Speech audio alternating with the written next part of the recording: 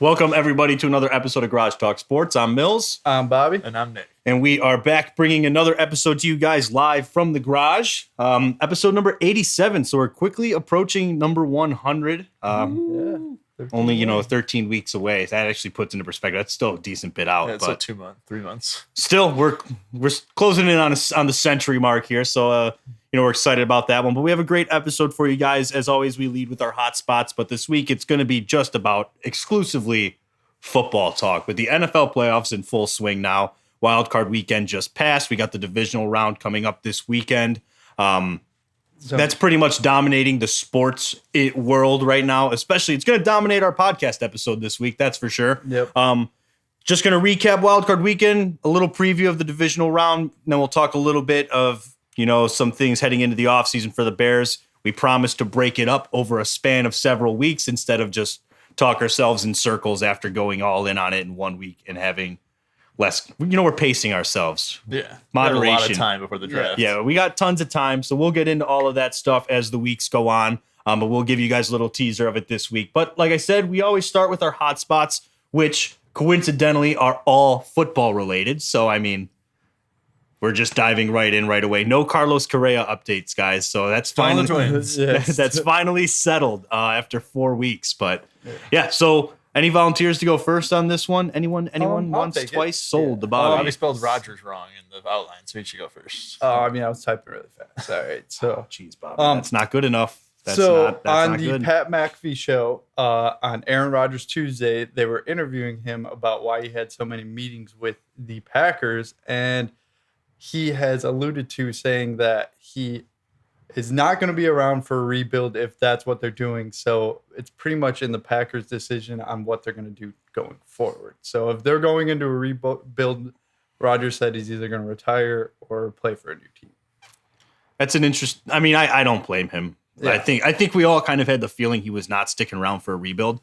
But what it does is it puts Green Bay in a tough spot because they're in a weird position where it's like, do you just try and retool and revamp for a couple of seasons, or is it time to kind of blow it up and build your talent, get your talent pool up so you don't have to worry about retooling every couple off seasons? Yeah. Try and get into a manageable salary cap situation. And is Jordan Love your guy? Yeah, that's the other thing too. Like you're rolling because you don't have you're not going to be able to make a move on a quarterback if your plan is full rebuild. At least not this offseason. Yeah. You're rolling with Jordan Love. I would imagine, regardless of what happens, even if they go rebuild, if Rodgers is gone, I'm assuming Jordan Love will at the very least be their bridge quarterback. Yeah. So, but either way, he it's one of those. He put the ball in Green Bay's court. Yeah. And this has been something for how many off seasons now? 2 straight off seasons where we've kind of been like, well, what does Green Bay do next? And now they don't really have. What's his face? Their wide receiver. What's his name? Watson. Christian Watson. Christian Watson. Kind of emerging as sort of. But he produced when it came to touchdowns. He was a touchdown guy for sure in the second half of the season. But he's still not a great route running wide receiver and inconsistent with the drops. Yeah, so he's still got a ways to go. But he was a rookie, so you can't really hold anything against him. They got him and the other dude Dobbs or whatever. Yeah, and Alan Lazard, I don't think he's coming back. No, he said in their press conference after they lost to Detroit, he was like, I don't know what they're gonna do. I know what I'm gonna do, but I don't know what they're gonna do in Green Bay. Like he was very much separating himself from the Packers. Yeah. That wasn't the exact quote. The exact quote, almost straight up said, "I won't be here." So yeah, it did. It really did sound like he had like a not my issue. I'm going to be somewhere else attitude. So we'll see what their plan is there. I think at some point Green Bay has to come to the realization that Rodgers is. It's time to go with a new quarterback. Like Rodgers is still a good quarterback, but your team's going to be just that middle of the pack at best. Yeah, do you really want to ride him until he retires and your team's just middle of the road, 9-8, maybe 10-7 1 year? You with his contract being what it is, it's going to hamstring you for a while. So if you got to detach, you got to detach. Also, it'll be interesting to see Matt LaFleur because this is really is he the guy or is he not when you don't have Rodgers? Like, Yeah. is your offense going to be able to produce without Rodgers? I've always said that that Matt LaFleur will last 2 years without Aaron Rodgers before he's fired. I'm still going to stand by that. I got a good track record with this whole coaches getting fired thing right now, so I'm going to stick with it with Cliff Kingsbury. But I'll go next with mine. This is another quarterback-related one, and then we'll have Nick end it because I think Nick's works best for moving into the rest of the episode. So my hot spot is I want to just kind of address Giants fans here. I think you guys need to chill a little bit with the whole Daniel Jones is adequate. Daniel Jones is not elite. Daniel Jones is not top 10. He's not even top 15. All right. Why are you trashing my boy Vanilla Vic? No. Adequate is not trashing him. All right. Let me tell you, Bobby. Well, you're saying he's not top 15. That's kind of trash. I know. You're saying he's statistically not, though. In passing yards, he's not top 15. In passing touchdowns, he's not top 15. If you add his rushing totals to his yards, his total yards would be number 9 in passing yards for quarterbacks, and his total touchdowns would be number 16 in passing touchdowns. So the point is, statistically, he's not. He's an adequate quarterback. He obviously had a great weekend in the wild card weekend. I'm not saying Daniel Jones is bad, but we're not about to start having the conversation that Daniel Jones is up there with those other guys. No, he's not like a game-changing top 5 quarterback. Well, I will be fair. He was game-changing against Minnesota. When used properly, Daniel Jones is you're cool with him as your quarterback. Yeah. Like this is in no. I give him a lot of credit for the lack of talent he has to throw to too. Yeah, but his receivers, like his scheme is very quarterback friendly. There's always someone open. Like you saw this weekend against the Vikings. You saw what that offense can be because there's always someone open. But the thing with Daniel Jones is he has the fewest total by Pro Football Focus grades big time throws, which I believe is 20 plus yards downfield. He's got the fewest total since 2018 with like 6, which is not that many. He just doesn't have the production for me to go, oh, this guy's top in the top half. He's not bad, but are we really going to act like 16 through 20 is necessarily bad? No, it's just they're serviceable. They're adequate quarterbacks, and that's Daniel Jones. And ever since like the Brian Dable came along, you've got Giants fans all over social media and just in their local media, people talking about how Daniel Jones is a franchise quarterback. Daniel Jones is going to be one of the stars of the league, and it's like he's good. He is solid. Yeah, I think his play this year has gave him like enough for the Giants to give him a contract and get him a little bit more help and see how it goes. But like also you got to think it's a new front office with Gettleman, I believe, and then you got a new coach with Dable. So no, it's that Schoen guy now. Oh, Schoen? Yeah, Gettleman got fired, right? Okay, he got fired for Schoen. And he was Gettleman's draft pick. So. Yeah, so it's like you could easily move on. Like they could easily move on from him and go get someone else if they wanted to because it's not their guy. But I think he's played well enough to give him a contract. Yeah, for the right price, you keep Daniel Jones around. And I want to emphasize, this is not Daniel Jones has no business starting. It's that let's stop talking about Daniel Jones like he's with the better half of quarterbacks because he's not. And that's just the reality, statistically speaking. Now, I will give him credit. His running ability is something that is a huge game changer for him. He's Vanilla Vic, man. When he uses it, it completely flips the way defenses have to play. That's but what you need to see from Daniel Jones, if Brian Dable can't unlock the deep ball from him and can't get him to be comfortable being more aggressive downfield, eventually defenses are going to learn to sit on the flat because that's all it is. They're just running crossers 5 yards past the line of scrimmage, guys into the flat, and they're just they're hoping it breaks big. And it worked well against the 31st ranked defense in the Minnesota Vikings. Vikings were not picking up on that. When you face a defense that's capable and has the talent to stop that stuff, and Daniel Jones needs to start being aggressive, that's where you start to wonder what kind of quarterback is he really. So Giants fans, be happy with Daniel Jones's play this weekend. Be happy that it was enough to get you into the playoffs, but we need to not. It's the same thing Nick and I say about the whole Justin Fields situation. Just because we've seen Justin Fields get it done doesn't mean that he is polished by any means. Yeah. Justin Fields as a passer is still. Justin Fields not even with the Daniel Jones category in terms of passing. Daniel Jones is a better passer than him, and I'm talking about how Daniel Jones isn't good at isn't a great passing quarterback. Yeah. So it's like there's room where he needs to get better. He needs to become a better passer. He needs to get better with being aggressive and taking deep shots and just becoming more refined in how he plays quarterback. Because if you're a guy who's just slants and hope it goes, I mean, eventually a defense is going to come along and stop that. But I think all the praise really comes from, like, they were expected to have a terrible year this year, and then they played themselves into the play. They were like a Seahawks. Like, they played themselves into the playoffs. Yeah. So I think they're giving him a lot more hype than he deserves because of that. Absolutely. Like, that's the whole point of my message here. It's all everything in the NFL is so recency bias, especially with quarterbacks. And that's why my hot spot is QBs. I don't think are as valuable as the system they're put into anymore. I think like 5-6 years ago, it used to be like you have to find the quarterback and then you build the system around him. With this year, with Geno Smith going to Seattle, with Cooper Rush having success in Dallas with Dak Prescott being hurt, literally this weekend when you have Brock Purdy, who's been a stud, which it's like, okay, yeah, it's a different situation for him because his team is so elite outside of him, where it's like you can kind of put anyone in there to fill that spot, but he's not making mistakes.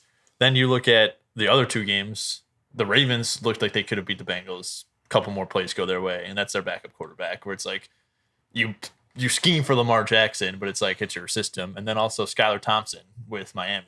He had a really impressive game too. The Dolphins really showed up. Yeah. All these GMs and all these fan bases are like, we need the next Tom Brady. We need the next Patrick Mahomes. But it's like, if you can just come into a situation like Mike McDaniels or Brian Daboll and you just put the system in that works for any quarterback, then why not just do that? Like even in Washington, you got Taylor Heineke and Carson Wentz both had massive amounts of success.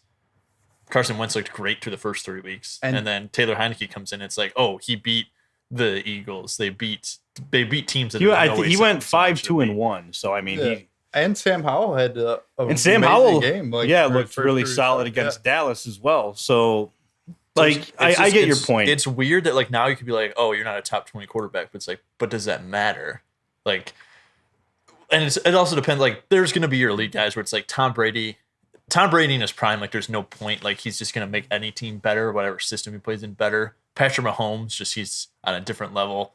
And then Josh Allen are my three quarterbacks that I think no matter what system you put them in, they're going to have success through that system. But almost every other quarterback, you could possibly, like, I always go to Justin Herbert is probably close to that echelon of those top three guys just because of what he has and those guys getting hurt.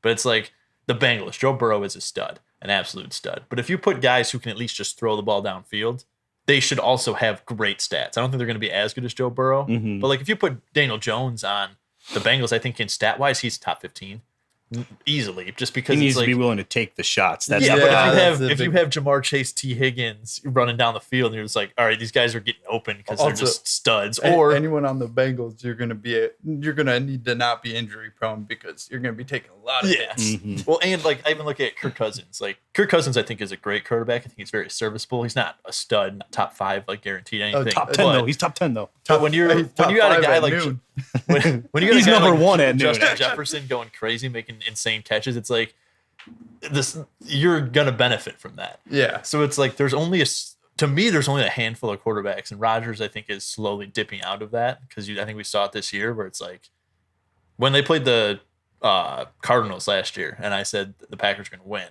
and they played with their bottom 3 receivers, and Aaron Rodgers went out and just won. Like that's what I expected from Rodgers this year. It did not happen. So now I put Rodgers down a little bit. But some of these other quarterbacks, I think they can just do whatever they can in whatever system. Yeah, what I think is like what separates system quarterbacks from the elite quarterbacks is how do they respond when the script isn't there, right? So when the play that you call, when your first 2 reads aren't there and you have to improvise, how do you respond? That's where you see the difference between, Geno Smiths, Daniel Jones, Taylor Heineke's, etc., and guys like Pat Mahomes, Josh Allen, Joe Burrow, Justin Herbert. Like when you see that they have to go off script and leave the pocket and make a play, that's where you see the difference in quarterbacks, really. And so like you put guys into systems that are very quarterback friendly and they have success. Like you mentioned, Brock Purdy's a great example. That's a hard system to be bad in, I would say. Unless you're Trey Lance. But I was waiting for that. And then, Geno Smith this year breaks Russell Wilson's franchise passing yards record, which in a year when they're supposed to be terrible. It's still like unbelievable. Yeah, it's a cheat code, really. They have a top 5. They have a top 5 pick, and they made the playoffs. I mean, that's not how that's supposed to work out. But like when you have guys who are serviceable, they can get it done. But what the difference comes what happens when defenses adjust and the quarterback has to now be the difference maker. We saw it this weekend, the 49ers Seahawks game. Seahawks are winning 17-16 at halftime. Geno Smith comes out, looks like he plays on the Jets. You know, it's a whole different game. The defense changed, and Geno Smith, while he had a great year, and this isn't taking anything from him, you kind of got the Geno Smith of the past in the second half, because once everything stopped like working out and it was time to go off script and it was time to make plays against a defense that was stopping what your plan was, Geno Smith wasn't able to get you there. But you see quarterbacks who can get you through that. Joe Burrow. I don't want to throw Herbert out there right now just because of the Jags game. But Justin Herbert is right. He's right outside that window. Yeah. But we're talking Pat Mahomes, Josh Allen, Joe Burrow. If I had to talk about which 3 quarterbacks I want when a defense is upping the pressure and making the quarterback have to make the play for you, I'm taking, in this order, I'm taking Mahomes, then I'm taking Burrow, and then I'm taking Allen out of those 3. Yeah, just because. And that's a recency thing with Josh Allen. He's been a little sketchy. That's a recency, and then it's a recency thing for me, too, with, like, I think you missed the top, which is Lamar Jackson. Lamar Jackson makes defenses look stupid, whether they know what he's doing or not. His rushing ability. The only problem is you want him for a whole season, and the Ravens have proven it last year. They didn't make the playoffs because he got hurt. This year, they get a worse seed, and without him in the playoffs, the Bengals win. But it's like you can clearly see that offense takes a big hit. Yeah. But it really Tyler Huntley still is serviceable out there. So it's like the quarterback is also a stud, but also the system works for what the quarterback The Ravens is. are an interesting situation because their offense is built in a way to where like it can get through a bad passing off. Like it can get if the passing offense isn't there, it's still built in a way to kind of like get enough done. And it does suck for Tyler Huntley because you're one play away from winning that game. Yeah, and Tyler Huntley should never be sneaking from the 2-yard line. Yeah, dude, the guy. You have like J.K. Dobbins. He's a strong back. Yeah, 5'10", 5'11". It's like you think he's going to be able to reach for it. He's a thinner. Well, he's one of those thinner, speedy guys at quarterback.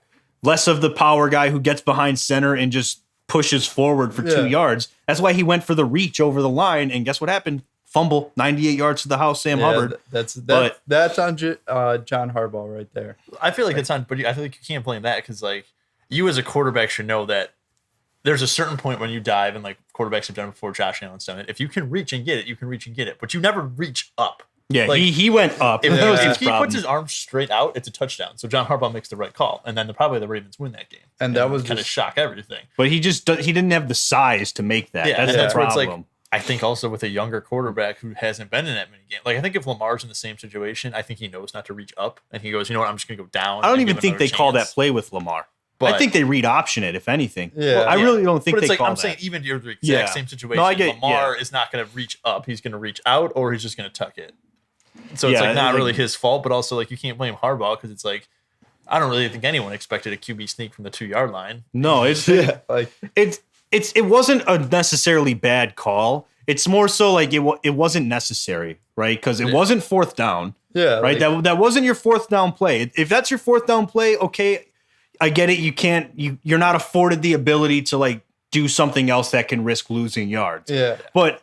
You know, I don't remember what down it was. I think it was second. It was second. Yep. Yeah. So there's no reason to run a sneak on from the 2-yard line. I mean, if you're within the 1, we've seen the Eagles do it with incredible success this year running that sneak. But when you're doing it from the 2-yard line on second down, no, I'm sorry. J.K. Dobbins is there. He was having a really strong game. He's kind of a power back. I would take my chances with him getting through that line. And getting into the end zone rather than a sneak on second down. That's just kind of reckless. And you know what? It bit you in the ass. But Tyler Huntley should never be in that situation. Yeah. That's a play where even though Tyler Huntley kind of screwed up by reaching up more than out, I still blame whoever called that play. That's who I put the brunt of the blame on because what are you thinking on second down? Yeah, you're not pressed you had tons of time. You weren't pressed for like we needed a quick score. and we can't afford to waste any more time by running 2 more plays. It was tie game. It was a tie game. It was 17-17. That was 17-16. No, it was 17-17, I'm pretty sure.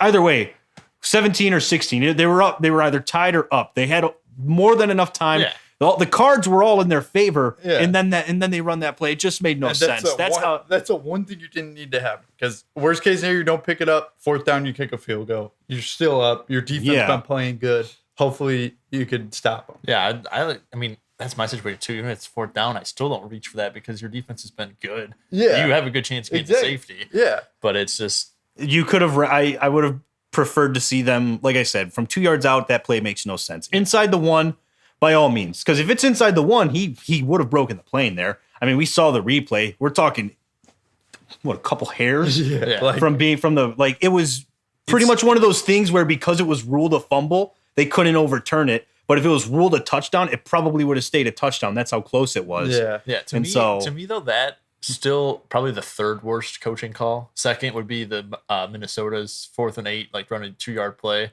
But the absolute worst coaching, which is even worse than Kyle Shanahan and the Falcons 27-3 debacle, is you're up 27-0 against the Jaguars. You have to give Trevor Lawrence as little time as possible. And I felt like they really didn't change how they No. You're halfway through the 2nd quarter, but I think Brandon Staley has to realize, no, we're bleeding as much time as possible. Trevor Lawrence, as he sees the clock tick lower and lower, he's going to start. He's a young quarterback. He's going to get antsy. I think you saw the same thing with Joe Burrow in the Super Bowl last year. Yeah, I think they got a little, the reps were more on the Rams side, but it's like once that clock got lower and lower, you saw him start forcing more things because he's like, he's not a veteran quarterback where, I mean, Tom Brady, whether you think he's going to hang up the cleats or not if this year, he knows I have 47 seconds. I can do this, and this. Mm-hmm. Trevor Lawrence does not. So every second that ticks off, the precious time that goes away, you're good. Yeah, it was. And it's just that was a total meltdown because it was just, you didn't do anything. So you allowed the Jaguars to be able to stick to their game plan in the second half. You're up 27-3 or whatever it was at halftime, and you're feeling good. And you're like, okay, sweet, we're up. We got 4 turnovers, 5 turnovers, whatever it was in the first half. There's no chance you lose that game, right? But then you come out in the second half and you still throw. And that's the problem with the Chargers offense. And they fired Joe Lombardi this a couple days ago, and their passing game coordinator or quality control guy, whatever his title is. Coach was also they fired a bunch of guys. That's Brandon Staley trying to hang on to his job. Yeah, no, he fired him. He's staying, whatever. I would have fired him too. But the problem is the Chargers have such a good team, but what do they lack? They lack a possession running game. Austin Eckler is a solid running back. He's a great receiving back. We know that. But not one time this year, that playoff game included, has he rushed for more than 20 attempts in a game. That's not winning football. Yeah. When you have a big lead, you have to be able to run the ball because that's how you take time off the clock. Yeah. And I get it. Your offensive line is in shambles because of injuries, but at the same time, you got to be, you need to trust your back. You need to trust Austin Eckler to pick up those downs. And you can tight end right now? Gerald Everett. Yeah. So Gerald Everett to me is a bigger guy. What I want to see the Bears do is if your offensive line sucks and you're trying to bleed the clock. I mean, Dave Montgomery's a big guy. I would say you don't have him. Roll Cole Kmet in the backfield and just put an extra blocker back. So it's you're kind of shoring up that he doesn't get absolutely obliterated as soon as he gets the ball. I'm sure that every team likes to keep a blocking tight end anyways. You know how the coaching should work. It's it's not your first year in the league. You've been there. Brandon Staley's been on the Chargers now this is his 2nd year. And it's just I feel like you keep saying bad coaching stuff about him. And it's just at a certain point, it can't be anyone else's fault. Their defense should have been good, and their defense was trash. You can't allow 30 points in the second half with Khalil Mack. Yeah, Joey Bosa's got to keep it together, man. Although I liked his comments afterward, a couple days later about the refs. Really, that should have been holding. It was a false start and holding that was both missed. So I get why he was pissed. But again, don't be up 27-3 or 27-7. Yeah, you can't choke that one away. It's it's just really, really frustrating because then what they also did on defense, because this is a team game. Everyone, when these games happen, everyone likes to clown the quarterback specifically for it. But it's a team game, and what the Chargers were doing, and it worked in the first half. Obviously, 4 interceptions. They played man coverage. They disguised man coverage, and it fooled Trevor Lawrence. Yeah. Second half, all zone. If you play zone quarterback, if you play zone defense, any solid quarterback is going to be able to take what you're giving to him every time. Yeah. Like that's the thing about zone. Zone is very much of this is what we're willing to give you to avoid anything going big. And all you did was you allowed them to kind of get into a groove. They got into a rhythm, and next thing you know, you lose the game. So, the defense, which is Brandon Staley's expertise, that's his side of the ball. They made an unnecessary adjustment for no reason. Yeah. And it's also the playoffs. I'm an advocate in the playoffs. Beat the shit out of the team you're facing. Yeah. There is no such thing as showing mercy. I'm sorry. If I were the Chargers and I could have won that game 65-0, I would have done it, and I would have not stopped until inside 2 minutes. Yeah. Like that's just the playoffs. You got there. Okay. Congratulations. Playing, if they decide to make a change in the fourth quarter to just kind of let the low passes kind of get in there, you keep the clock running. Mm-hmm. It's like, okay, that makes sense because again, you're burning clock. But at halftime, right when you come back with a little bit more confidence anyway, don't let Trevor Lawrence just keep throwing 7-yard passes. Yeah, you let him get in his rhythm. Don't follow jump shooters when he's having a bad game. I mean, like if Steph Curry is 0 for 7 out there, don't follow him and send him to the line because as soon as he sees the ball go in the hoop, he's ready to go. Yeah. A quarterback keeps throwing 7-yard passes. It's like, oh, I can do this. All right, now you're just giving him the rhythm, Wait, the whole Nick, point. drop your stat about the Warriors. Was the Warriors and the Bulls? Oh, the Bulls. Yeah, I was You've got a stat for us. Okay. 6 years is the last time the Bulls beat the Warriors. That's tough. They were 0-12 in the past 12 appearances. It's brutal, but they beat them this year. That's they great. beat him like a week ago. But no, the whole point is rhythm is something that I sometimes think people don't really consider with sports. Is when you allow someone to get into a rhythm, now everything starts to click for them because all of their movements are smooth. Everything just feels and flows more naturally, and they stop thinking so much. When you get in a rhythm and you're in a groove and everything, you're not thinking about everything going on. You're just feeling the play as it happens, and that's exactly what happened. Trevor Lawrence got into a rhythm. You let him get into a groove on offense, and next thing you know, you're losing the game, and we're sitting here talking about it and how, you're Joe Lombardi, you got fired. Good riddance. You had a terrible year. You have too much talent. And you have way too good of a quarterback to be that mediocre of an offense. Yeah. Realistically, they were not a great offense this year. That team is very much whatever Justin Herbert is doing, that's where you're going to get. Yeah. And that's the problem. You need to get a complementary run game. Nothing against Austin Eckler, but you need someone who, when it's time to chew clock, he's going to get you 4-ish yards despite the O-line being mediocre. Which it seems like they're not even trusting him because they didn't try. They had so many other backs too that would get carries. He was splitting carries with 2 other backs. Yeah, they don't have a power run game. And when you don't, you try to scheme things that work like runs, tight end screens, halfback screens, stuff that you just get the ball out quick, get a few yards, stay in bounds. Those plays can break big from time to time, but the Chargers really didn't do a lot of that. It was still a lot of Justin Herbert stand in the pocket and make an incredible throw.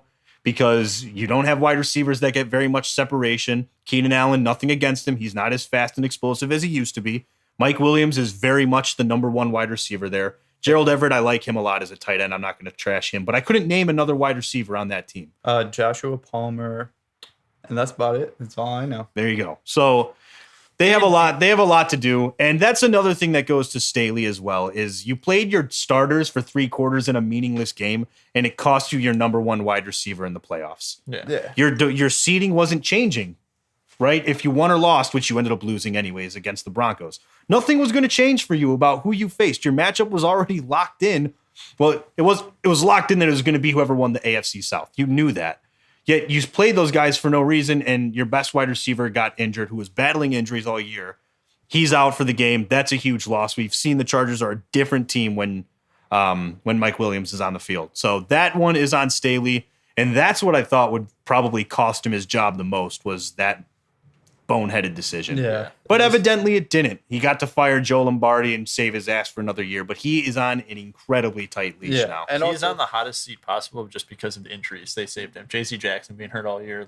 If JC Jackson's out there, there's no way that they lose this game because that's just a difference maker out there. Plus, I think they have a better season overall. Joey Bosa was injured for a decent chunk of the year as well. I think he was just coming back in this game. Yeah, then they had a lot of D linemen hurt. Their offensive line, which they were crippled. Yeah, they were crippled really bad. Injuries definitely saved his job for the next going into next season. But one last thing, this will probably be the last thing we mention about this game, but Joey Bosa lost his cool. We definitely saw that. But what upsets me is the one penalty he got where, we see it all the time. Players are upset they didn't get a call. They say something to the refs and they walk away. Joey Bosa made his comment and started walking away. Ref chases him down, kind of entices him to say more. So Joey Bosa says something back to him. Boom, instantly flag. I just don't think it's a good look. We don't know what was said from the ref. For all we know, it could have been like, do that again, and I'm going to have to give you a penalty. Either way, my thing is, if the player's walking away from you, let him walk away from you. Don't chase him down and like provoke him to say something back to you and then flag him for talking back to you. It's just not a great look for refs when that happens. And that ref is typically very good, which is something that I don't want to trash him too much, but the NFL has to step in and say, listen, if a guy says something to you and you don't penalize him right away, don't chase him down and get him to say more stuff to you and then penalize him. That just doesn't look, it's just not a good look. Yeah, to me, it's not a good look because the NFL is so inconsistent with everything. So it's like you have no, like the NBA came out one year and said if any talking back to the ref is an instant technical foul. So that's what it was for a while. And so it's like all the fans knew every time. It's like, oh, it's going to be a technical foul. It's going to be a technical foul. The only problem is the NFL has no consistency there. So it's like, you as a fan instantly think, why is he enticing him to do that? But like you said, he could have just went up there and been like, hey, I gave you your last warning. If you say anything else, like you're going to get a flag. And he says, fuck you. And then he throws the flag. Now it's like, oh, well, now it looks like you enticed him. Yeah. Probably not. I'm not seeing any of those refs now that are doing that, like instantly just doing that. But you have no idea. Yeah. It's just it's one of those things where it's the optics of running, like it wasn't like you just walked up to him. You ran, like you jogged to get into him and tell him something, which, like I said, that ref is normally very professional. So I'm not going to sit here and say he was being a douche, but whatever it was, he was being the optics of it looked like the ref was just like trying to draw a penalty basically, which whether that was his intentions or not isn't the point. The point is how it looks, and that's not good. Jacksonville to win, man. That's why. Trevor Lawrence said it himself. Can't write a better script than that. But regardless, NFL needs more reffing consistency for sure. I think you can just take away his 4 interceptions in the first half, maybe. Yeah, but the NFL needs more consistency. Yeah, the NFL needs more consistency with the referee situation. Yeah. Because it's a shame when you see that kind of stuff happen when you've already had a season riddled with controversies regarding your refs. Is you gotta tighten up on it. And like Joey Bosa said, there needs to be more accountabilities for refs, because when a player says something, if you say something about a ref in an interview, $40,000 fine. Whereas a ref can make a terrible call and it's pretty much like, all right, well, we'll see you at your next game.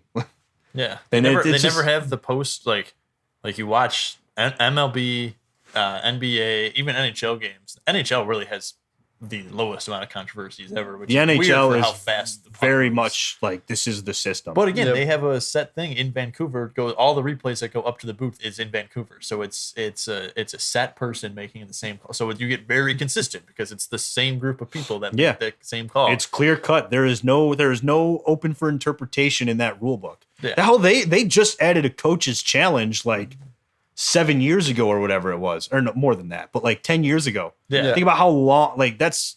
And it still rarely ever gets used. Yeah. Because everything that's close, and this is my biggest thing, I'm proud of the NFL. In hockey, if it's maybe a goal, maybe not a goal, they still review it. If it's a touchdown or not a touchdown, that should be reviewed. Like, I think it's stupid. They're like, nope, if he would have got in, then we would have reviewed it and said he was out. But since he didn't get in, we're not going to review it, even though he should have been in. Mm-hmm. So it's like, just make it consistent. And then again, Chargers fans are going to be pissed and say that the refs blew it for him, but you were up 27-7. Yeah, you still blew the game yourself. Look at the game that happened on Monday night. Cowboys are up big, and they don't let Brady get a rhythm and come back. So it's like they stayed aggressive, they stayed on him, and they win the game. And you were just smart. Like, I'm not worried about Brady's going to catch a rhythm just from Brady. So it's like you don't really have to worry about running Tom zone Brady's defense, Brady, but it's man. like It just is what it is. They still every yard that Tom Brady got was difficult for him to get. So it's like he looked terrible. So you just got to do that. And it's honestly, I think it was Brian Leftwich. Like, it could have been because like Bruce Arians leaving. I'm sure Bruce Arians probably ran most of the play calling, and then like because there's no way that offense gets that bad in 1 year. Yeah, I don't know what it is. They're just the whole team. It's still not a bad team. Like you look at what they have, they're pretty solid with Chris Godwin and Mike Evans. That's a 1A and 1B. That's really good. I like Cameron Brate personally as a tight end. I'm pretty sure they still. Otten is pretty good. Yeah, They don't have Jordan Howard anymore, right? OJ Howard. No, OJ Howard. he's on the Texans. Gotcha. Yeah, so they don't have him, but I was always a big fan of him. But the team is still in good shape. The defense really hasn't lost anybody. I mean, they still have Vita Vea. They still have White. They still have Murphy Antoine. Bunting. What? Murphy Bunting. Yeah, they still have Whitfield Jr. So it's like Carlton Davis. like there's still so much talent. They just regressed this year. And man, they really made it look difficult on Monday night. Like they looked terrible. And I don't know if I'm Brady, man, and I'm actually considering retiring. Dude, that's a hard way to go out. But man. he's not because that's how he went out. And it's like It's weird too. Like It just- Bobby brought up in the hotspot Rodgers. It's like it's so tough making like a career call right there because it's like his team was trash all year and he still made it to the playoffs. I don't think that even Brady at this age is going to come back and have a worse performance than last year. So it's like if you just map your performance from this year to next year, Carolina still has no idea what they're doing with the quarterback. New Orleans has no idea what they're doing with their quarterback. It seems like Andy Dalton's going to pass Jameis, and it's like Las Vegas. what the Like, hell? And then everything says he's going to Vegas now. And really then does. what's the other team? Falcons. Atlanta. They have Desmond Ridder, where it's like he's not And- the yeah. guy. So it's like Tom Brady comes back, just has an average year. I don't know what else they do. Maybe they get a slot guy that just is super fast that can just kind of run like drag routes like Tyreek Hill does. So it's like, yeah, Tom Brady can't throw it 7 yards down the field, but he doesn't need to. Yeah, they're in a weird spot. Like, I just think if I'm Brady, I'm retiring, but I know he won't. But you also have to look at like your goal the goal isn't to win the division because you won the division at 8 and 9, and then look how you looked in the playoffs. Yeah. No one's talking about how you were the division champs. The whole year it was about how I can't believe a team from this division is going to get a playoff spot and host a home game. Yeah. And then sure enough, this happens. You look like crap against Dallas, and all it does is keep pushing that story of, well, I can't believe this team actually got to host a playoff game. What a waste. Yeah. And that's the problem is like if you don't see the team getting back to the Super Bowl winning Bucks or at least like the contending Bucks, then Tom Brady at the very least go to Vegas, where everyone thinks you're going to end up. You get to play indoors. It's a fun city. We've He's been to single Vegas. now. He's single now. He's a bachelor. He can go hit up wherever he wants to go. To me, the His biggest little problem- darlings, if they're into that. The world is his oyster. My Yeah. biggest problem with Tom Brady is like I think it comes down to what you said, Byron Leftwich. It's like when Bruce Arians is there, Bruce Arians is more, he's older, he's been in the league for a longer time. I think he can still lead the team under Tom Brady. Because I think whatever team Tom Brady goes to after he left Belichick, it was Tom Brady, then the head coach, then the offense coordinator. But it's like when you have Todd Bowles and Byron Leftwich in there, I think every single player is like looking to Tom Brady like what to do, and Yeah. so are the coaches. So it's like, well, then he doesn't show up for 2 weeks during camp because he's dealing with personal stuff. It's like, okay, that's Comes fine. back looking emaciated. Like, Yeah, he do did. whatever you want. But if Bruce Arians was still there, the team still would have been running at 100% efficiency during those 2 weeks. I think Right. everyone was like, well, what are we supposed to do? Tom's not here. To where it's like, I can see Tom Brady pairing up with either Sean Payton next year and figuring out something, or he's going to go with Pete Carroll. I don't think he's going back to Belichick, but Belichick, Sean Payton, and Pete Carroll are the only three coaches that I think can coach alongside Brady because right now everyone's looking up to Tom Brady like, oh my gosh, we're down at halftime. We're down big against Dallas. What are we going to do? You should be asking those coaches that to your head coach, not Yeah. to your 45-year-old quarterback who can't throw the ball 20 yards downfield. And also, Todd Bowles was very conservative in that game. He's like, dude, you're getting the crap kicked out of you. Like, yeah, go dude. for When it, they man. Like, when they punted that, I forget what drive it was, but they were down. It was like I think it was 18-0, and they were at like the 50, and they punted. I was like, your defense hasn't stopped crap. What's the difference of making them go 25 more yards? yeah, it's like, you Like, might as well at least try. Just go for it. It's 4th and 4. Maybe you can hit a slant and get it, and you're still in business. But you were very conservative, and that was what ultimately cost Todd Bowles his job with the Jets. Is he just his coaching style is very old school. He doesn't take many chances, and when you're on the losing end, you have to take chances. Yeah. That's just part of the game. That's why you want teams to play from behind because they have to get reckless. But there's calculated risks. And when you're losing 18-0 and haven't shown any signs of doing anything, on 4th and 3 or 4th and 4 at the 50 and you're punting, that's pretty much saying I don't trust our offense to do dick. And that's what they did. They effectively did crap. Yeah. I mean, they scored points, but that's garbage time. Yeah. So, they recovered an onside kick. That's cool. You don't see that very That was often. honestly really impressive. I was shocked by that. It's just too conservative, too soft. Played like he played like he didn't realize that they were actually getting the shit kicked out of him by Dallas. Yeah, he's just like, fine. But he almost just played to like save his ego. He's like, I'd rather lose by 17 than lose by 40. Like, I want to put some points up there. So it's I just want good position in the field position at the next round. In the way I see it, a loss in the playoffs is a loss. You're out anyways. If you're showing no signs of being able to get anything done, you kind of have to make something happen. And you can't make something happen if you're not willing to be risky. So, tough one there. Todd Bowles, I don't think he's the head coach of the future either. He'll probably stick around just because he's good friends with Bruce Arians. Bruce Arians works in the front office now. Yeah. But you're for sure not getting a head coach while Brady's still there. Yeah, when Brady leaves, you'll probably go and get a new coach. Or maybe you don't. Maybe you think that Todd Bowles works better if he doesn't have a 45-year-old, 23-year veteran playing. Well, it's rumored that Brian Leftwich got fired.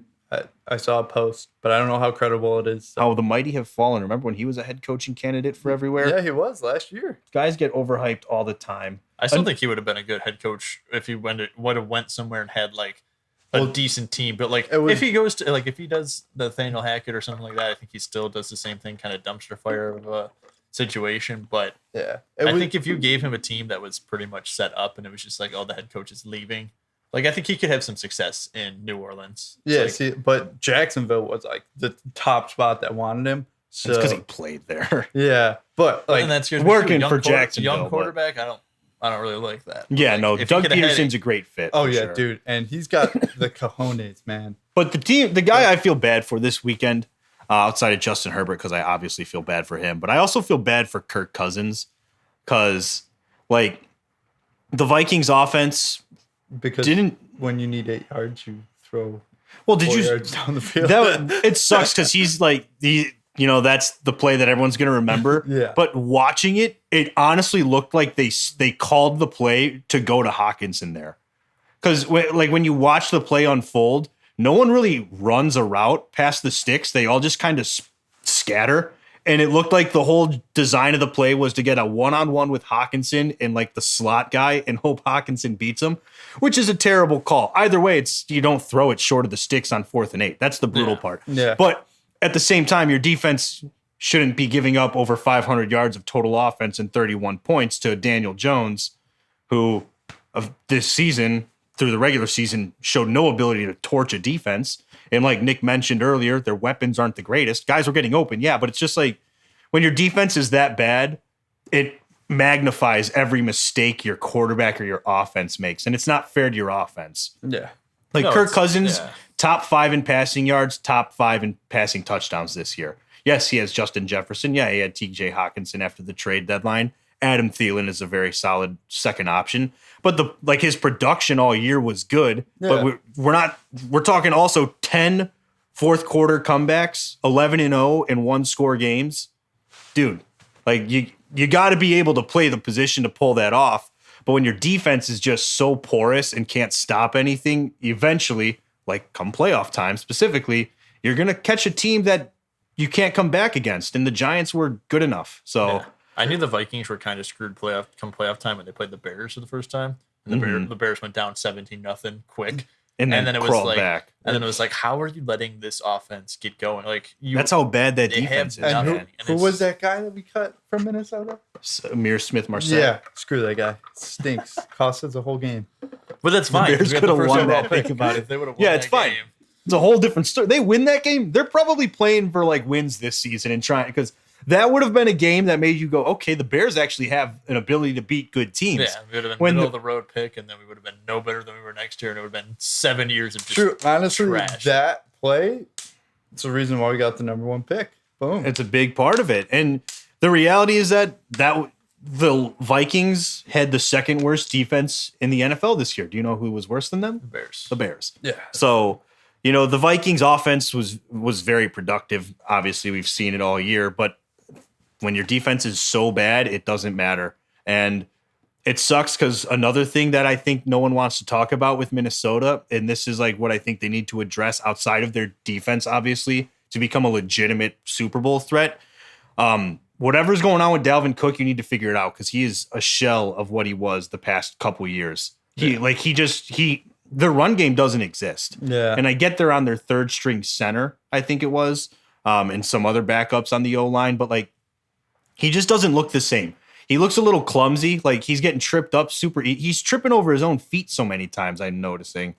And you need to find a way to get Dalvin Cook back to what he was like 2 years ago. And you're back in business. But in that game, Dalvin Cook couldn't get anything going. Yeah, whenever they found, like, they would time his screen perfectly and he would he's not even able to shed contact. It's like someone touches him and now he's stumbling and he falls. And it's like, dude, I don't know what happened with Dalvin Cook this year, but something was off. It almost looks like Kevin McConnell came in and said, like, I would like you to shed weight to be more of like an elusive back style because he looks skinnier than he has in the past. His legs don't look very strong. And to me, if you lose a lot of weight and you haven't really put the muscle back on to like recover that, it's gonna cause you to look a little off balance on your feet. You're kind of not used to that. When he's getting hit, he's not able to shed blocks.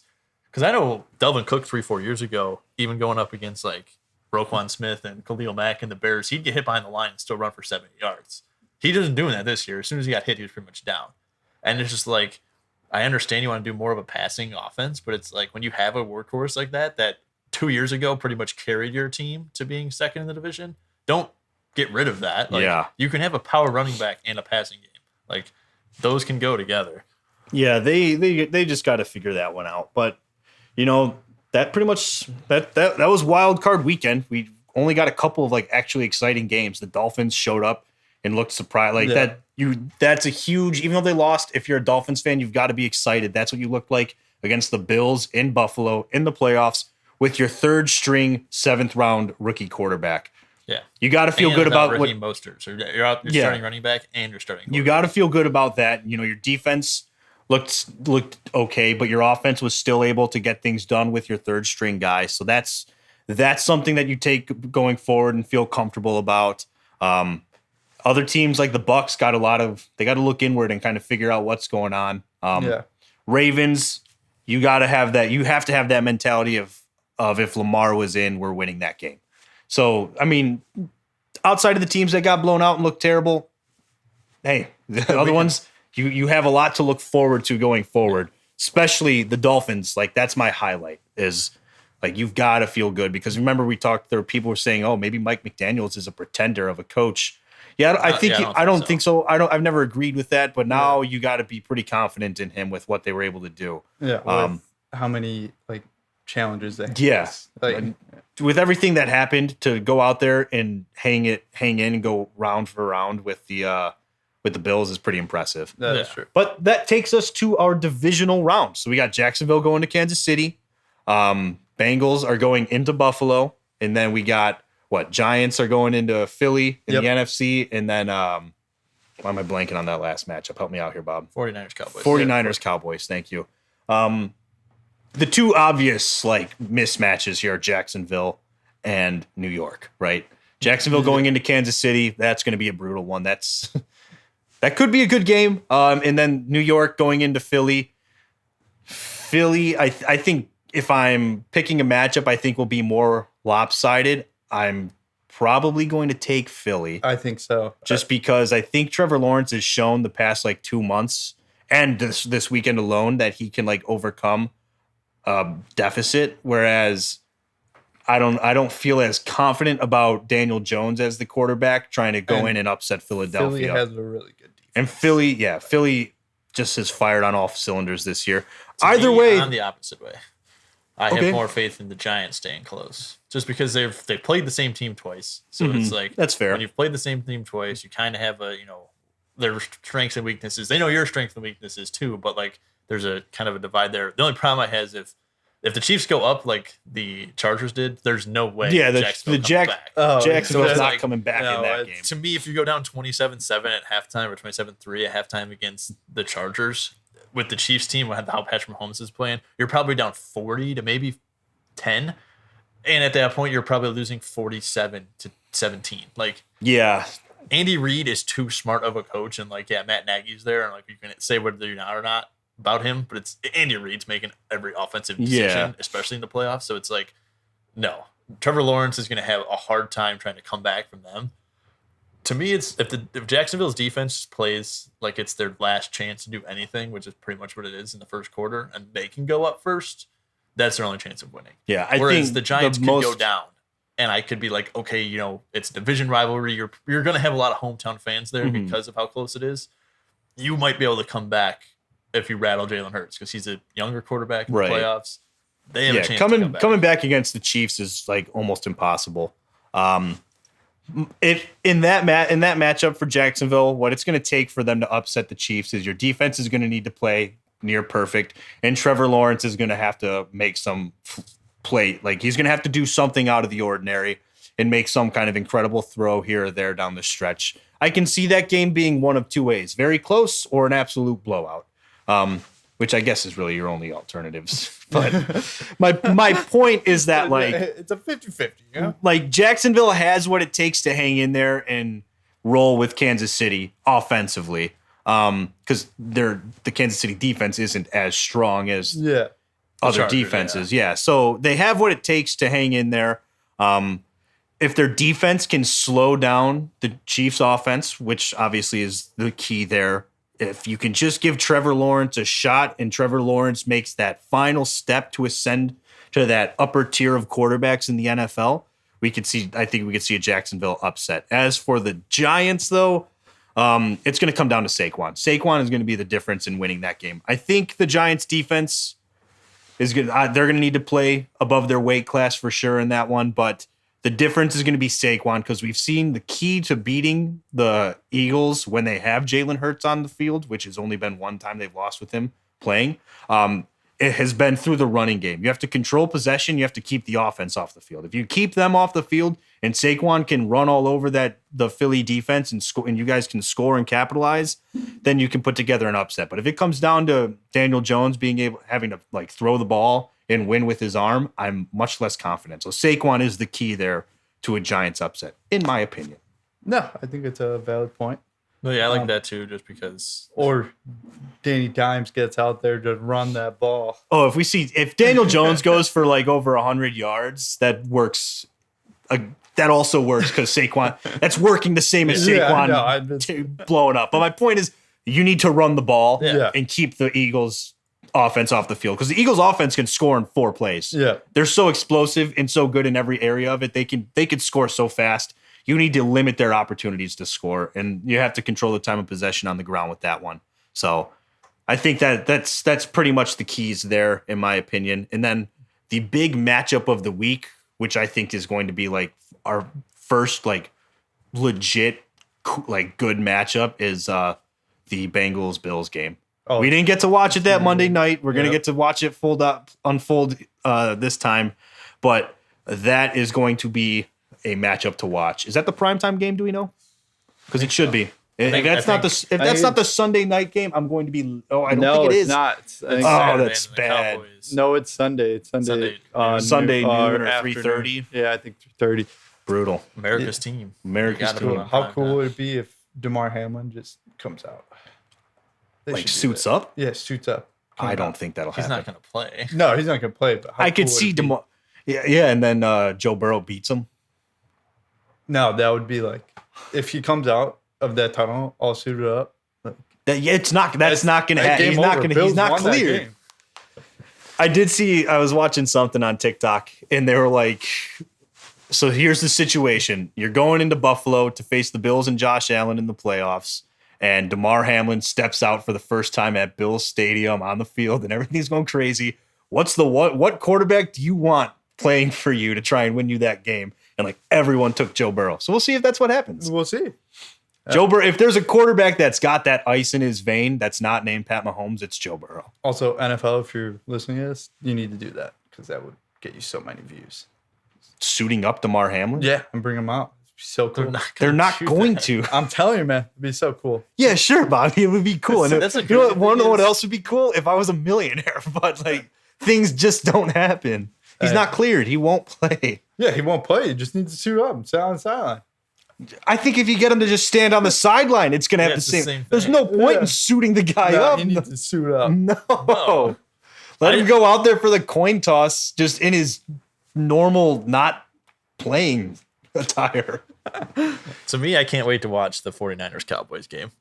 Because to me, that is two offenses that just seem to steamroll through everything. And but two also defenses two defenses that are just so like everywhere you elite. look, it's like there's talent there, there's talent there. It's like Nick Bosa just goes crazy and does whatever he can on the 49ers. Leads the But then league in sacks. He's Micah the better Parsons, Bosa.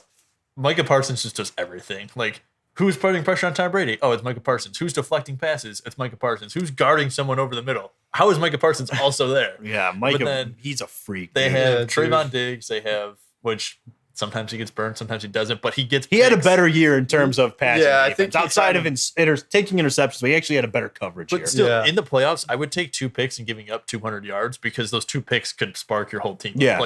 As long as you're not giving up 4 touchdowns on those 200 yards, you're fine. Right. But then they have that curse guy who got hurt at the end of the Bucks game, which he made a big play in there. My A bad. toe. And Not then good. Leighton Vander Esch is just a stud. Middle Yeah. linebacker. Yeah, It's like, dude. Remember when Cowboys fans booed that draft pick? Yeah, they did. They were so pissed that they drafted him. He's been solid. Yeah, he's he's been pretty solid. been very good. Why? Because they had Sean. What's his face? I don't even remember, but I know. But he, all I was it know Smith. is- I feel like it was a really basic name. It was. But all I want is that game because it's like gonna bother me. after watching the Bengals Bills both play like teams with their second string and third string quarterbacks and like not play good, I'm like, if both of them just come out flat as hell, it'll just make it even worse of a game where it's just like, come on, like what the heck? Like Yeah. no matter what, I think, Dallas's offense might get like just absolutely steamrolled by the 49ers, but their defense is still gonna no Yeah. matter what, their defense is gonna stand up, and it's Brock Purdy, so it's like I can see Brock Purdy finally struggling for the Sean first time. Lee. Yep, Chong Lee. There we go. Yeah, 'cause I feel like he was around when they drafted him. Yeah, he was. They drafted him to replace him. But no, I agree with your point there with No. Brock Purdy. Yeah, we're gonna see what Brock Purdy's made of this weekend. Yeah. Because Micah Parsons is gonna get home. It's gonna happen, and that defense is gonna put you. They're gonna get you off balance. They're gonna make you kind of feel uncomfortable. So, I thought Brock Purdy looked good under pressure, and when he had to improvise, I mean, he made that incredible throw to Brandon Ayuk that just the defender got just enough of it on the corner of the end zone to throw off the catch. But I mean, he threaded the needle as like that was up there with the what's it called? Was the Plaxico Burress? Was it a Plaxico Burress throw in the Super Bowl from Roethlisberger? Or no, that was Santonio Holmes. Yeah, San Antonio Holmes. It was that play. Like it was up there with that. It looked very similar with how he just. Jake's gonna be so happy that you said Yeah, I that. know. There you go. But like just the throw, like corner of the end zone, absolute tiptoe where only he can get it. That was pretty much that throw. Yep. It was impressive, and that'll be a fun game to watch as well. But My biggest X factor for the whole weekend, though, outside of Trevor Lawrence being like, because if Trevor Lawrence throws 4 picks again, they're not winning that. no game. chance. No. But to me, it's Kyle Juszczyk as the fullback because he's pretty much just going to on passing plays when Micah Parsons is getting in, he's going to have to mark him as just a block. Where it's like Kyle Juszczyk, you're just going to go out there and block. Probably might catch one ball. How well can you protect Purdy when we need you But to? if you, Yep. because look at, Debo Samuel and Brandon Ayuk to me kind of look like Miami, just like this fast receivers. Kyle Shanahan really doesn't need to run them down the field. You throw it 5 yards down, and they should be able to turn it into a 20, 30-yard play. Same thing with Christian McCaffrey. Yeah, they But got if so Micah much talent on that offense. If Micah Parsons gets in your backfield, that shakes up everything. It's hard to make a screen pass if Micah Parsons is on that side of the field. And he plays those well, man. Micah Parsons is just so incredible. And that's not his natural position. Like he changed positions. yeah. I know. Like, It's insane. It's insane. Like He's that an good. absolute freak in the most complimentary way possible. Yeah. He's an And absolute freak. It's crazy how well he knows. Like, if he's playing Lamar Jackson, he is more concerned about Lamar Jackson having the ball. But, like, he plays against Tom Brady on those running back screens when Leonard Fournette just kind of pops out. He goes with him because he's like, I know Tom Brady's not rolling out. Yeah, he's like, I I don't have know, to worry about I know 6'2", 40-time Tom Dude, Brady's not taking he it. just Yo, got that you- instinct. But if Tom Brady pump fakes and I go after Tom Brady and he just flips it out to Leonard Fournette, he knows that he can't catch Leonard Fournette. So it's like, how are you making all those split second He's decisions? smart, just dude. there? It's incredible. It's really incredible to watch, and he's only in year 2. yeah. Without a doubt, Micah Parsons, when it comes time for him to extend his contract, he will be the richest defensive player in NFL history. That's without question. My only problem with it is I do this on a lot of teams. Depending on what team you're on, you get so much more praise. Like Roquan Smith for his first couple of years, not at that same level, but he was one of the best linebackers. Roquan Smith should have been an All-Pro. I'll take that to the grave. They weren't putting him up there because he played for the Bears, but the Bears defense was good those years. It's like it doesn't make any sense why if you're a they were a playoff team those years, barely. But if you're a stud on the Cowboys or if you're a stud on the 49ers or something like that, you just instantly get that praise. It's like, oh, you're the best at your position. But it's like if you're on another team, it's like, oh, whenever time you make a mistake, you're gonna get absolutely gunned for it. I look at Harrison Smith all the time.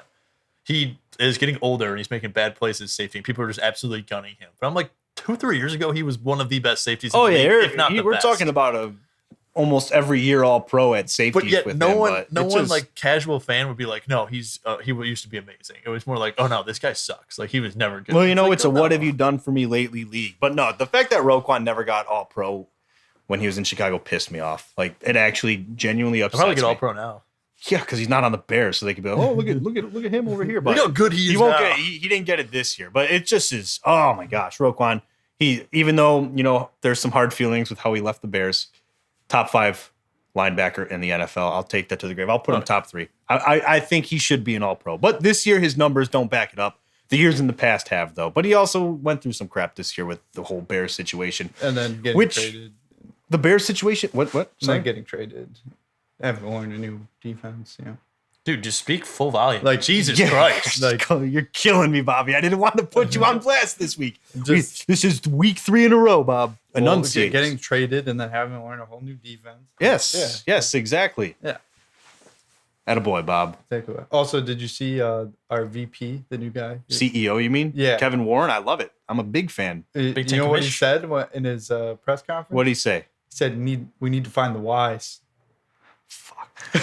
You're going to hate him.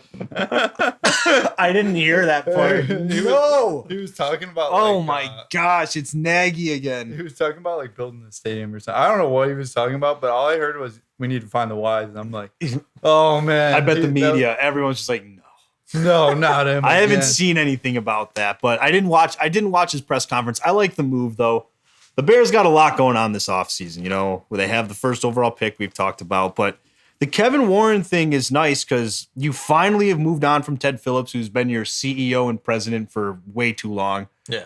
I mean, I get the loyalty you have to the guy. He helped the team when they were kind of mediocre, and he helped them kind of become prominent again. But he didn't really build a winning team. He just was good business. He helped you make money is what he did. That was it. He had no business being involved in actual football decisions. So I'm a fan of the Kevin Warren thing. Like I said, it signifies they're changing the culture, and I liked his one line. He said, "Greatness is ahead in Chicago," which, well, it's definitely not behind because obviously, but like he was very. He had 2 options: greatness is behind or greatness is ahead, and he picked the right option. He was very confident. I know. He was very confident in his presser that he gave. And I think he's going to really help them get into Arlington sooner, which is what I care about. That's his job. His job is to get them. And that's he's not the GM, but this is more so you need to instill a new culture within the Bears at the front office level as well. And that's what this whole thing has been with Ryan Poles. I've always been very critical of George McCaskey, but I've always believed that he took it like he wanted, like every decision he made, he thought he was doing what was going to make the Bears good and not make the Bears money. It's just he isn't very good at making those decisions. So let's hope Ryan Poles was the right decision. But Kevin Warren, he's going to step in and take some pressure. He's a Big Ten commissioner. He's been tried and tested. You got to feel confident. All I want him to do is get them to Arlington, kind of get that timeline lined up and develop all of that. So maybe I can get my season tickets to the Bears finally. But that would be and really just nice. leave Soldier Field because Soldier Field's a dump and I hate it. But get us a dome so that when we go to games, it'll be domed. We're not freezing our butt. The whole point is so they can host a Super Bowl. Yeah, because now you have to have a dome to host a Super Bowl. I can't wait for it to be a dome, but it's never closed except for Super Bowl. And I'm cool. If you have a retractable roof and you keep it open, whatever. But like at least when the weather's going to be really bad, you can close it. Like if you're a team like, let's say they put a dome in Buffalo, but Buffalo's all about, well, we like our weather. We like the snow and everything that plays a factor. Okay, fine. You can keep it open in the winter if you want to. But when you know you're getting a snowstorm that's going to close your stadium, you just close the dome and you have to play without it. Yeah, exactly. I don't care. If teams want to do that and they want the elements, if they have a retractable roof, it's their choice if they want to. All you have to do if you are that team is you have to kind of find a way to inform people like, hey, regardless of whether the roof is staying open this week or whatever. How bad would that suck? I would be pissed if I went and I'm like, oh, I don't need to pack anything. They're going to close the stadium. And then I get there and it's freezing rain and I'm wearing this. And I'm like, good. I'm glad I did this. Now I get to go spend $40 on a Bears poncho that will never be worn again because you can't preserve those. It's just a garbage bag. I like the Kevin Warren signing move though. I like bringing him in. Yeah, And then, yeah, dude, the Bears, they have a busy offseason. We said we'd kind of highlight it a little bit. CJ Stroud officially declared for the draft, which we all kind of saw that one coming, but him declaring devalues the first overall pick a little bit because now at least there's a second legitimate quarterback prospect available. I'm not in on the Will Levis bullshit. Yeah. I'm sorry. Like I'm just not in on that, but I could be wrong, but either way, I'm not buying that at all. So having CJ Stroud in there, that now some teams are going to be like, well, if we don't get Bryce Young, we could still try and get CJ Stroud, as opposed to it's Bryce Young or Will Levis. So that's the big one there. To me, it's like you devalue the pick, but only to the teams that are like confident not giving up a lot. Right. Like if Houston wants Bryce Young and that's their guy, they will trade whatever they can to get to number one. Yeah, the value's still there, but like there's going to be some teams that aren't going to be as aggressive now because they'll well, we'll settle for Bryce Young or for CJ Stroud. We're more than happy with that. So that's going to hurt a little bit. Like those teams that are kind of farther back in the draft that have to be more aggressive, they're not going to be as aggressive now. I do think I don't really think it changes much with Houston's decision because Houston is in the position to like get their guy. I think if a team was going to be a front runner to trade with the Bears, it would be Houston just because of their draft position being at second overall. Theoretically, you should be able to give up the least to move up to first overall because what you have to offer is way more current value than what other teams have. Yeah. So, it devalues it a little bit for certain teams, but not all of them. Those teams that are bad and like need to get their guy, they're still going to be desperate. But those teams that are like Vegas, they're going to say, okay, well, if we might not be able to get the number one guy, but there's still the other guy we would be happy to have. So they might be less aggressive.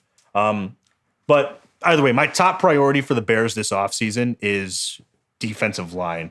The O-line obviously needs work, but I think it was serviceable this year, whereas their D-line was so bad, it got no push up front, was not able to apply any pressure. I mean, they got gashed they were the worst rushing team or rushing defense in the NFL. They had basically no sacks after they got rid of Roquan and Robert Quinn. So D-line, you need to shore up that front four. If you can get yourself someone who has a Micah Parsons like ability, that would be awesome. That's pretty much just Will Anderson Jr., and I don't even know if he has that in him.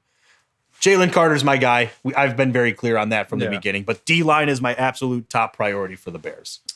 No, it's a fair point. I'm going to go getting one of the big offensive tackles. Shore up your offensive line. You will be solid. It will be more than serviceable. And then you could get a good passing game for Fields. Fair enough. Nick, your top priority? To me, I don't even care if it's on the offense or defensive side of the ball. I want a guy who can come in and be just a veteran leader in the clubhouse. To me, watching Roquan Smith and Robert Quinn get traded, those are your last two guys that are kind of on defense that were there for a while.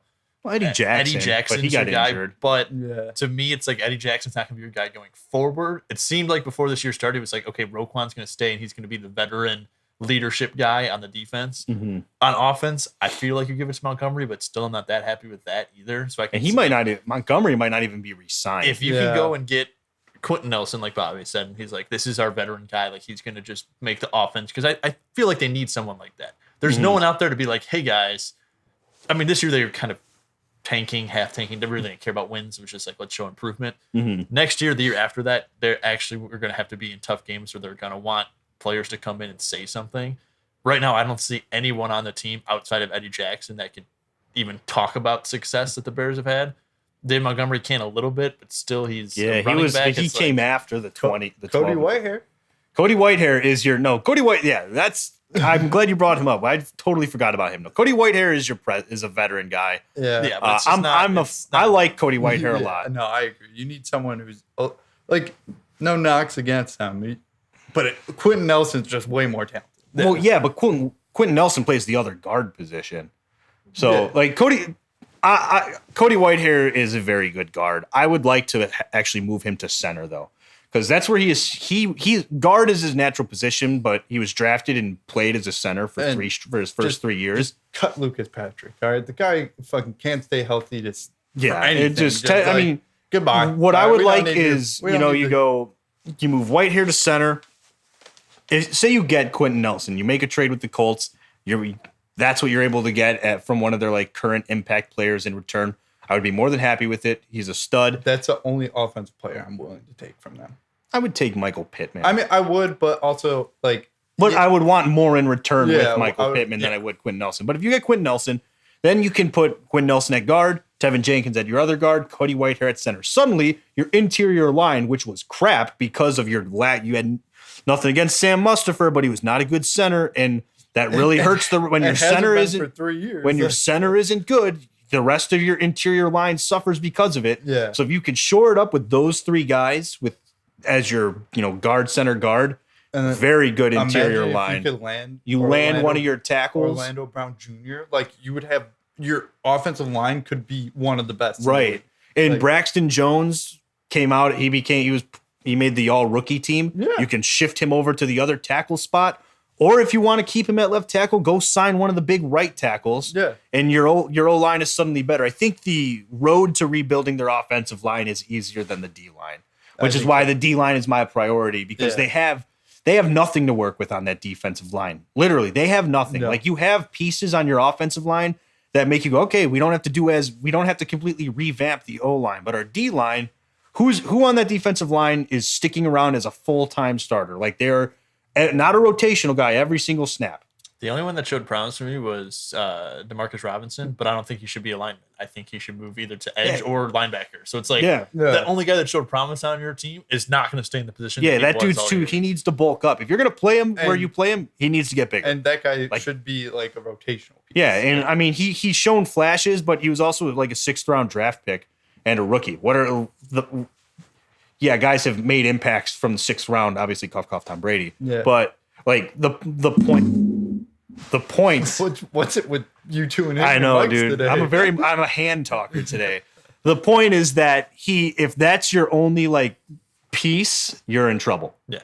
So to that's me, my biggest priority priority is getting a wide receiver. Like I really want to see the Bears kind of follow in the Eagles' footsteps, where it's like you saw flashes of talent from Justin Fields, like they did with Jalen Hurts, and they went out and they got AJ Brown, and it's like, listen. If you don't perform this year, you have Dallas Goedert, who's a serviceable tight end, and now we got A.J. Brown, which is arguably a top 5 receiver. Mm-hmm. You don't have success. It's no longer you, or it's no longer us. It's you. Right. So I agree. If the Bears could go out and get a guy that is a top 5 receiver, I don't think they can right now because I think everyone else got locked up and in the draft. It would have to be through a trade. That's your only chance. I'm not expecting, if they even draft Jackson Smith-Njigba, I'm not expecting him to come out and be like, oh, Justin Fields, you still had another down year. It's your fault. But maybe not this year, but the next year. That's your biggest priority is put an A.J. Brown caliber receiver out there. And then if Justin Fields still can't get the passing game, all right, you might have to move on. He's a great running back, or he's a great running quarterback. He can get outside the pocket. But if he can't throw the ball to a stud receiver, we got to move on. Like, yeah, no, I agree. If you surround him with pieces and he doesn't get it done, he's not your guy. Yeah, no, and likely, like everyone was saying this about Jalen Hurts last year, that he can't throw the ball, he's a running quarterback, all this, and then you put A.J. Brown out there and like his passing game developed like that's the thing. You can only develop your passing game so much when you have no talent to throw to. And then look at Quez Watkins. Like, not only are you going to make your quarterback better, the receiving room behind A.J. Brown just has so many more opportunities. Yeah. If you put a stud number 1 out there, Darnell Mooney is going to become a stud slot guy. He's just fast. He's good. He's got great hands. Yeah. Same thing with Cole Kmet. He's a very good route better. But when Darnell Mooney's your number one, and Cole Kmet's probably actually your number one for this year, and then Darnell Mooney's your number two. He was their leading receiver this year. It's not that hard for defenses to be like big improvement from Nagy's. Yeah. We're just gonna put pressure on Fields and just double cover Cole Kmet, and it's like, all right, well now who are you gonna throw to because no one else is shorthanded out there. That's so Resign Daz Newsome. Bring him back. Bring him back. Bring him back. Bring him back. But no, I think the plan is pretty clear cut going forward for the Bears. Defense, in whatever order your top three moves are going to be D-line, wide receiver room, offensive line. I would go D-line, wide receiver, O-line in that order of priority from 1 to 3. But judging just from how Poles is, I feel like he's going to want to build the defense through the draft. Most likely. Yeah. Which I'm fine with because I think you can find more talent spread farther down. Yeah. I think what we'll probably see is we'll know what his plan is based on what he does with free agency because there's going to be a couple of strong defensive tackles hitting free agency. If he doesn't Marcus Davenport. Yeah, if he doesn't go, or whatever the dude on the football, the commies. Oh, he had a really Deron Payne. Yeah, he had a really good year as well. Yeah. If he doesn't go and get one of those top defensive tackle 3-tech guys in free agency, I think it's pretty much a done deal that Jalen Carter is the guy he wants to draft at that point. If he signs one of those guys, we're more likely in play for Will Anderson Jr., or maybe he's even thinking of going offense. So trying to get the top receiver or I would like to see O-line. him kind of take a playbook from the Giants of last year of get Kayvon Thibodeau and Evan Neal, where it's like find a way, right? If you can find a way to get 2 picks early in the draft, and it's like, I mean, just look at the Giants. I'm not saying that Kayvon Thibodeau and Evan Neal are like what made the team good. I think it was a combination of Brian Daboll, Saquon being healthier and all that. But it's like if you can get a solid rookie on both sides of the ball right off the bat, that's huge. Huge building blocks there. Again, Ryan Poles, trade your pick and get 2 solid first-round picks. Take a good D tackle from free agency. It's like, just don't be stupid and try to hit a home run right away. Don't go trying to find the guy that everyone's missing out on. Make the obvious choice. Is my thing. Like don't be the guy who goes, oh, I'm going to draft Will Levis. Want to know what I'm going to do? I'm going to trade up to draft Mitch Trubisky. That's what I'm going to do. Don't be that guy. Yeah. We saw what it did. We saw what happened to the other guy. He got canned after a while. So just sometimes it is as simple as drafting who everyone thinks you should draft. And I think the Bears are in that position where it's as simple as if you don't want to trade and you want to just take the best guy available, just make the obvious choice. But if you want to make the trade and everything and be more aggressive, still make the obvious choice for those picks. Yeah, don't just keep trading down to get. Yeah, but don't do that. Don't just be like, all right, you know what? We're going to trade with the Texans for number 2 overall, get first next year, a second this year, and a second next year. We're going to trade number 2 overall, get another. Don't be that guy. Yeah, if you pull some draft day stuff, it better be incredible. It better be absolutely incredible. Do what they do with draft day, that'd be great. But I would lose my mind if you pulled it off. But that movie's a little unrealistic. It's a good movie, but it's that those trades would never happen in real life. Yeah. But yeah, the plan is pretty clear cut. I would hope the Bears front office kind of see it the same way as us. Yeah, don't try to be a hero. Just try to fill the pieces, and no one's going to be upset with you. Yeah, you're on the start. You're on the brink of something good. You started something solid. I've been skeptical of Poles a lot. You're on the right track. Just don't do something crazy and try to take a side road because it's going to be the scenic route. No, just sometimes just get where you need to go. Anderson, get it straight there. You pick up Quentin Nelson, and all of a sudden your team still is just as bad. Okay, you didn't do anything wrong. It's just the team needs to perform better. Just build the blocks. Yeah, exactly. But that will lead us to my favorite part of the episode, Nick's question of the week. This one's a wild one. It's the actual question. Okay. So, Stan Van Gundy, old basketball coach, and then now he's a reporter, came out with a tweet and said he doesn't understand why in basketball they have less back-to-back games, practices are less tough, contact is less with plays and stuff like that, but injuries are happening more and more. And he's like, why is that? And I was thinking about that, and that's true. In basketball, a lot more injuries have been happening, but I think in basketball, things have gotten a little bit more physical in the basketball game of how big people are getting. So I can kind of see knee injuries and stuff like that, and people are dunking and going crazier more. And then I thought about in the NFL, guys are also getting hurt, and it seems like at a more rapid pace than normal. And same thing that happens in the NBA is happening in the NFL. They've taken more precautions for safety. They've done more things where it's like if you get hurt, you kind of have the option to go in the blue tent right away and get checked out right away. So my question is, do you think that players are spending less time on conditioning and more time on trying to make the flashy play? And is that what leading to more injuries? Or is it just people are bigger, people are faster, people are stronger, and that's what's causing more injuries? So for basketball, I think what it is because there's less contact, we're seeing players way more aggressive and pushing their bodies to do way more stuff it brings more risk with it, which is where a lot of injuries are coming from, like guys who go for crazy dunks and they land funny, stuff like that. So I think I don't think it's a matter of conditioning. I think they're pushing the boundaries more because, there's less contact. They can kind of do more and not have to worry about if the game were more like aggressive in terms of defense, we wouldn't be seeing guys go for all these crazy dunks as much, making all these crazy just craziness in general. The freedom to do that is leading to more injuries because they're being a little more careless. For the NFL, I think players are just kind of fooled into a false sense of security with the equipment and the padding. I think they put on the shoulder pads, the new helmet technology, all this stuff, and they think, okay, well, I'm as protected as I can be. I can go and do whatever, and this stuff is going to help me. And that's not always the case. And I think they're just reckless with how they play the game because they think with all that equipment on that they're going to be safe. Where in reality, you still need technique and you still need to make safe tackles. You can't just throw your body around because it's still a body. Just because you throw, a few pounds of plastic and cushioning on it doesn't mean suddenly you're invincible. And I think they play thinking they are because they hear about all this new technology and how much it's making the game safer, that it fools them into thinking they can go even crazier, when in reality, it makes the game safer from how it's always been played. It's not meant to account for dudes leaving their feet and just, full speed, 22 miles an hour, diving head first into someone's chest. It's not made for that. Yeah. So that's what I think. And I want to be clear, I'm not talking about concussions. 10 years ago, I don't think anyone really cared if you got a concussion. Now it's much like concussions have been on the rise because they put in those new rules. So you're talking like non-contact then? No, I'm talking about still contact. I feel like there's just been more injuries of like guys getting hurt, like when they get tackled, like their knees are bending more and stuff like that. I think that's because of how I mean defenders mostly are lulled into the false sense of security where you see the big hits they lay, you see the tackling form, it's not very good. And when guys have bad form and make like bad tackles or like dirty tackles, if you will, that's where you see those injuries happen. Because guys don't know how to tackle. They just want to hit you as hard as they can.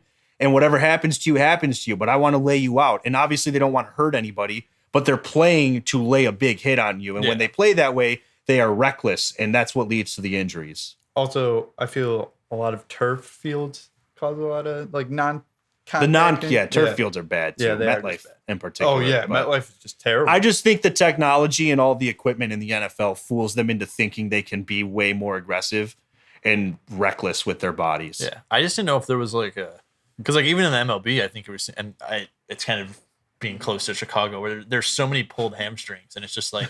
Yeah, I also think some guys just don't take conditioning as serious as others. The whole White Sox team. To me, it's like I think across touch in their lives. Across all sports, and it's like to me, it's weird that it's the stud superstar guys that are getting hurt more often because at that point you should be focusing on conditioning and flexibility, so you're not twisting your knee a weird way and you have strong ankles.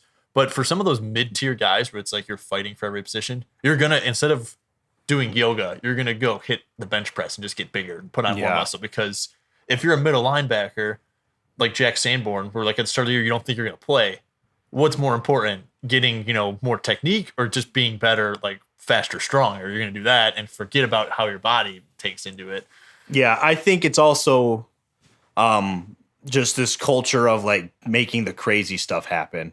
And so now I think we're seeing players focus more on being able to pull something out of a hat, and less sticking to the fundamentals and the basics of conditioning and just technique and everything. I think that's part of it as well. So they're sacrificing conditioning and, stretching and stuff that helps with just overall recovery and body health to work on the acrobatic throws and catches and stuff like the that. One-handed catches. Are the 360 tomahawks and whatnot, all that stuff.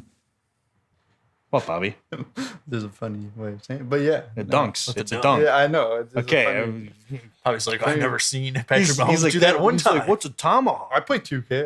I might be doing it. All right. Okay. Whatever, Bob. No, when I the saw way it- you chuckled didn't make it seem like you knew what I was I saying. knew. When I saw Sam Van Gundy's tweet, I made me think about that. I was like, oh, basketball for sure, but I'm like, all sports. Because, like, and basketball, the only one that's, like, really regressed back of, like, they put a lot more time in between games now because it's like, oh, it's only 82 games. We don't need to fit this into 3 months. We can Yeah. expand it over 5. And But basketball is getting ridiculous with rest days and stuff. yeah. Like it's a little over the top, I think. But you know, if they conditioned a little bit more, they wouldn't have to take rest days. But whatever. That, you know, prima donnas in the NBA. I don't want to get into it. You know, True. whatever. College basketball is more entertaining. I'll take that Oh, I 7 days a week and I twice on 100% Sundays when agree it comes with to that. watching one over the other. I like that question though. That's a good deep thinking Did question. you guys see Kansas State upset Kansas? Yeah, by 1. Huge game. It was Huge. insane. I didn't see it. No. Dude, like the guy hit Huge. it with like 20 seconds left. Like, Nice. it's crazy. Yeah. Good for them. Congrats, Kansas State. Yeah, they're actually Banger, pretty man. good this year. Yeah. Congrats to them, guys. But I think that's a great place to wrap up this episode. As always, guys, thanks for tuning in. We hope you like what you heard. If you did, please share us with friends, family, people who you think might want to tune in on the Garage Talk and just hear us shoot the shit about sports and whatnot. Please give us a like and follow on our social media. All that is linked in our website, garagetalksports.com. And it's also just our name, Garage Talk Sports. You'll find it on Facebook, YouTube, Twitter. As always, thanks, guys, and we'll talk to you next week. See ya. So, yeah.